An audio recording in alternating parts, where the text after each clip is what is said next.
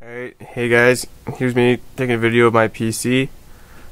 We can go through it. I got Corsair TX 650, XFX Radeon HD 6850, got an Intel 3570K, two Corsair Vengeance, both at 4GB unlocked, a Western Digital Caviar Blue 500GB hard drive. It's a Sony OptiTrack for the DVD drive. Have a gigabyte motherboard. I'll get the code name in a second. So this is what happens when I try to turn it on.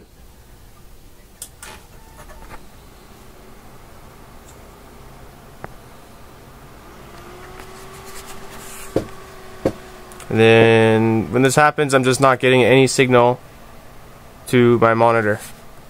I've used my video card in another computer and it worked fine, and this is a second motherboard that I've tried with this equipment. So any thoughts on what it could be would be greatly appreciated, as this was my first build and this sucks. Thank you. Bye.